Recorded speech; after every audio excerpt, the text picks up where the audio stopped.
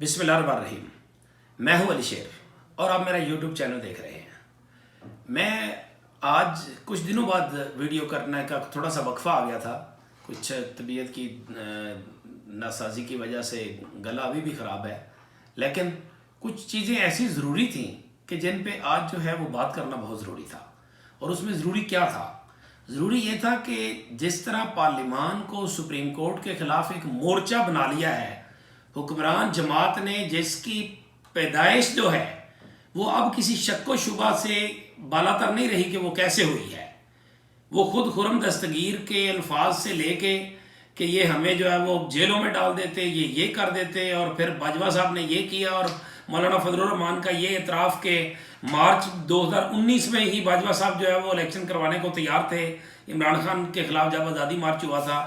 اور وہ جو باقی ساری چیزیں تہیں کھل کے سامنے آئی ہیں، تو ان سے جو ان کی حقیقت تھی پی ڈی ایم کی، گورنمنٹ کی، پیپلز پارٹی کی حکومت کی، کہ یہ کس طرح سے اقتدار میں آئے ہیں، وہ تو اب اس میں کوئی شک رہا ہی نہیں ہے کہ یہ اسٹیبلشمنٹ کی مدد سے اقتدار میں آئے ہیں. اب ان کے اعترافات بھی موجود ہیں اور ان کے اعترافات بھی موجود ہیں، لیکن پارلیمان کو ایک گروہ، جو کہ کہا جائے کہ ایک گروہ جو 13 جماعتوں پر مشتمل ہے، اس نے پارلیمان کو اپنے مقاصد کے لیے استعمال کرنے کا منصوبہ بنایا ہے، اور اس منصوبے کے لیے پارلیمان کو مسلسل استعمال کیا جا رہا ہے.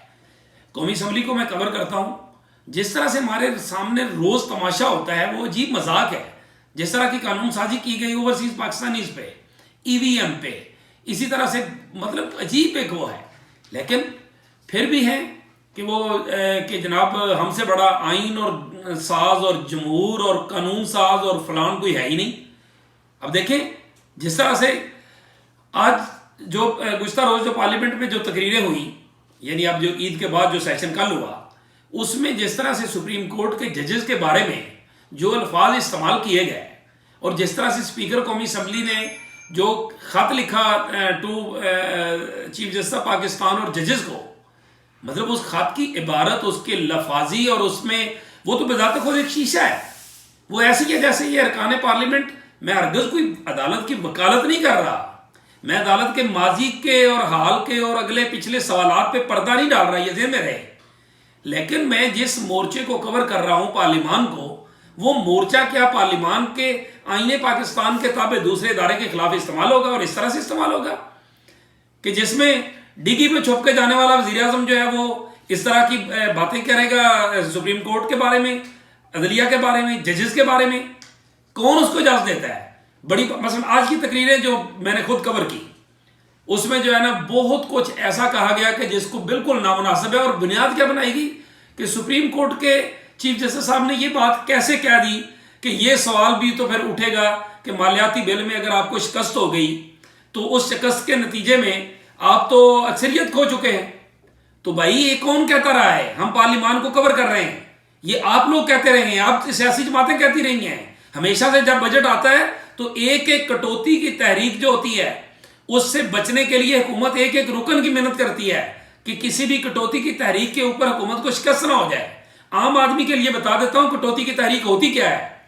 اگر وزارت داخلہ کے لیے فرض کر لیتے ہیں، حکومت کہتی ہے کہ پچھلے سال اس کا 2 کروڑ بجٹ تھا تو اب اس کو 2.5 کروڑ کر دیا جائے. حکومت یہ پیش کرتی ہے ایوان میں، اور یہ ہوتا ہے، اور وہ کہتے ہیں کہ جی وزارت داخلہ نے یہ کیا، وہ کیا، بڑا اچھا کردار رہا، یہ رہا، وہ رہا. اور اپوزیشن اس پہ کٹوتی کی تحریک دیتی ہے کہ نہیں، اس کو جو 2 کروڑ ہم نے دیا تھا اس کے نتیجے میں اس کو 1.5 کروڑ بھی نہیں ملنا چاہیے، کیونکہ کرائم جو ہے وہ یہ اتنا بڑھ گیا، قتل اتنے بڑھ گئے، اغوا اتنے بڑھ گئے. جیسے اسلام آباد میں 1500 اغوا برائے تاوان یا اغوا کے واقعات ہوئے ہیں، اور وفاقی حکومت کہتی ہے کہ کچھ بھی نہیں ہے، کوئی بڑا فگر نہیں ہے.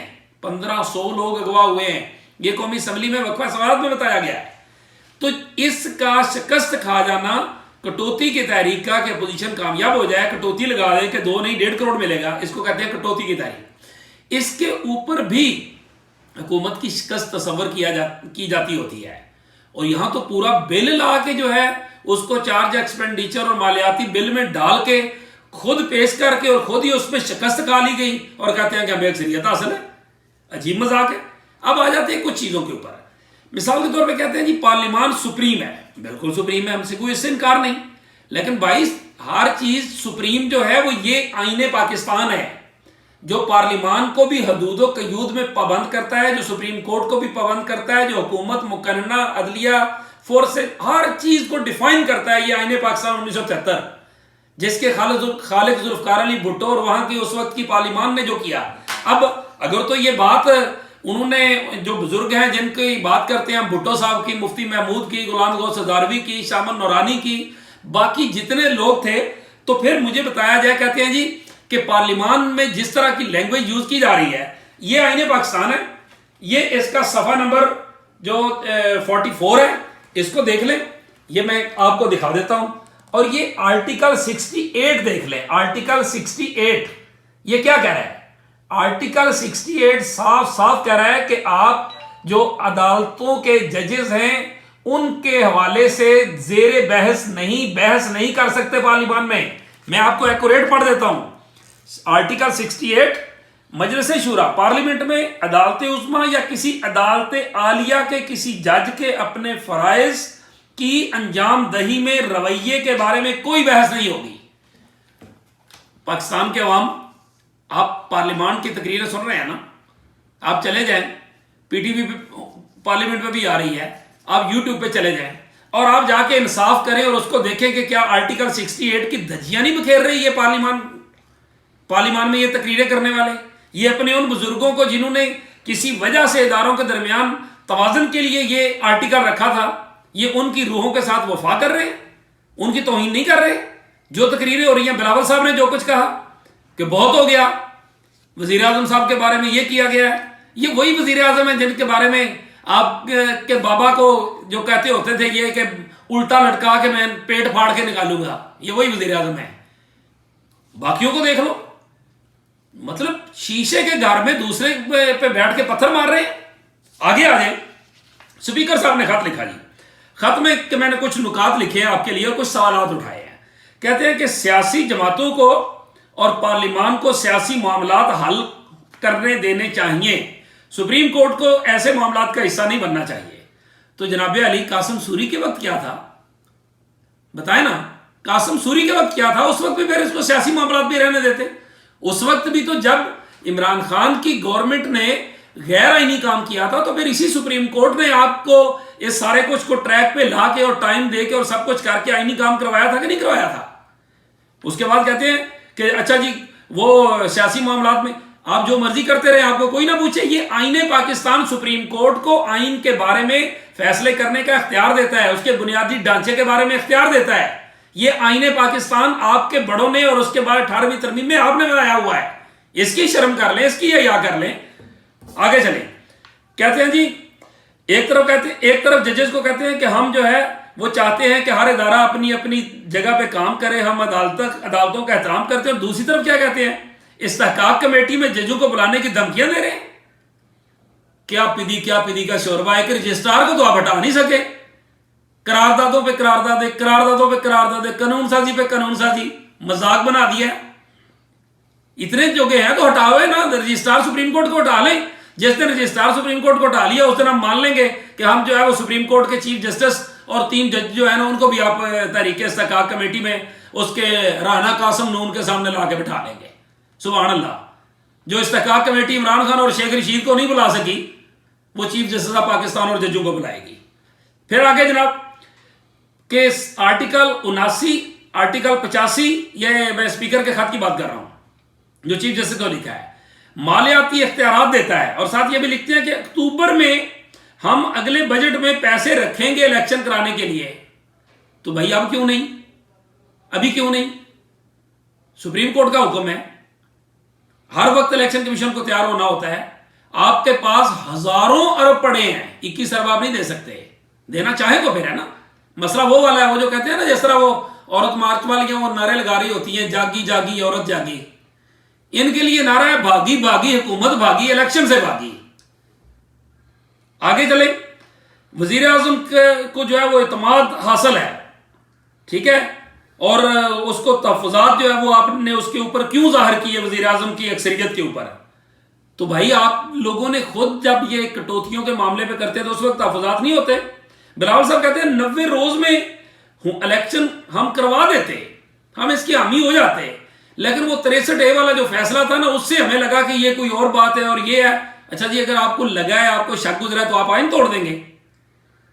بلاول صاحب کہتے ہیں ہم رضا ربانی صاحب کی جیسے دماغ جو ہیں ان کو ججوں کو آئین بتانے, سمجھانے, دکھانے کے لیے بھیج سکتے ہیں. یہ وہی رضا ربانی ہے جنہوں نے ڈرتے ڈرتے انتظار کرتے کرتے جواب نہ دیتے دیتے آخر تنگ آ کے پھٹی پڑے کہ یہ ہماری حکومت جو ہے وہ آئین کے ساتھ کیا کر رہی ہے. اسے رضا ربانی سے پوچھ لیں, امتیاز حسن سے پوچھ لیں, لطیف کوسا سے پوچھ لیں کہ 90 روز کی خلاف ورزی آپ لوگ کر رہے ہیں کہ نہیں کر رہے.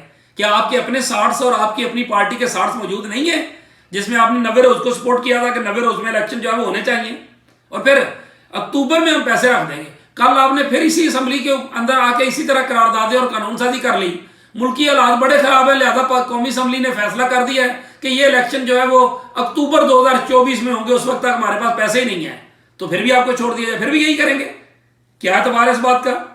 پھر اسی طرح سے جو اعلیٰ عدلیہ, اعلیٰ یہ بڑا مزے کا لکھا ہے, اعلیٰ عدلیہ نے غیر جمہوری مداخلت کی توثیق کی.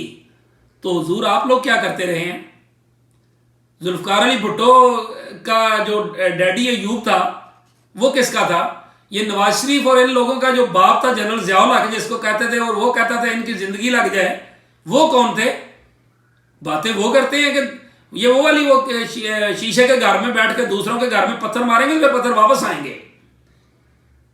آپ نے یہ سب کچھ کیا, آپ نہیں کرتے رہے.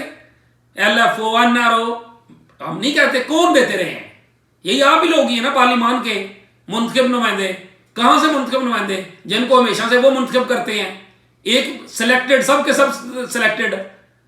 الیکٹڈ کتنے ہوتے ہیں ہو نہیں پتا چل نہیں چکا کہ کس طرح باوضو ہو کے باجوہ صاحب کو ووٹ دیے تھے سب نے, کس کو نہیں پتا؟ اتنے آئے بڑے الیکٹڈ نمائندے. اب جناب توہین پارلیمان بھی ہو گئی ہے, توہین عدالت بھی ہو گئی ہے, اور ہم توہین پارلیمان میں ان کو طلب کریں گے. ایک اور قرارداد منظور کر لو. وہ صحیح کہا آج وہ رونے والا تھا برجیس طاہر کہ اگر اس طرح کی قراردادیں منظور کرنی ہے تو پھر فائدہ کیا ہے اس کا؟ قرارداد جمع کرتے جائیں رکھتے جائیں. ایک اور قرارداد منظور کر لیں. آگے جناب عدلیہ کی بندوقوں کا رخ سیاستدانوں کی طرف ہے.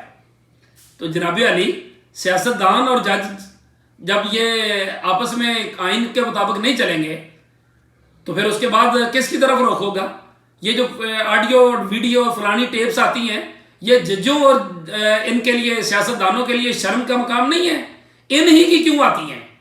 اور جب یہ خط میں لکھا جا رہا ہے کہ عدلیہ کی بندوقوں کا رخ صرف سیاستدانوں کی طرف ہی کیوں ہے, کیا کہنا چاہتے ہیں کہ جرنیلوں کی طرف کیوں نہیں ہے؟ جو آپ آئے روز جرنیلوں کی ایک جنرل پرویز مشرف کی آڑ میں کیا کچھ نہیں کرتے رہے, آگے پیچھے کیا کچھ نہیں کرتے رہے. مطلب عجیب بات ہے. پھر مداخلت عدلیہ انتظامیہ اس کو جو ہے ایک دوسرے کے ان میں مداخلت نہیں کرنی چاہیے. جناب علی یہ وہی چیف جسٹس افتخار محمد چودھری نہیں ہے جنہوں نے ٹائم بار کتنی پٹیشن جو تھی وہ نواز شریف کی لی تھی, آپ کے محبوب پیارے افتخار محمد چودھری صاحب. افتخار محمد چودھری صاحب جو تھے وہ کیا آپ کے لاڈلے اور آپ کے پیارے اور وہ نہیں تھے؟ کیا ان کی سربراہی میں فل کورٹ جو ہے وہ فیصلہ نہیں دے چکی کہ آئین کا بنیادی ڈھانچہ کیا ہوگا, اور اس ڈھانچے کو اگر کوئی چھیڑے گا تو ہم آئینی ترمیم بھی اڑا دیں گے, اور انہوں نے اڑائی, فوجی عدالتوں میں بھی انہوں نے اڑائی. کیا کر لیا آپ نے؟ خدا کا خوف کرو, کم از کم کوئی حل نکالو, اور اس آئین پاکستان جس کو آپ لوگوں نے بنایا ہے, آپ کے بڑوں نے بنایا ہے, ہمارے بڑوں نے بنایا ہے, اس کی پاسداری کرو. یہ آئین سپریم ہے, سب کے اوپر یہ آئین ہے, اس آئین کے مطابق چلا جائے.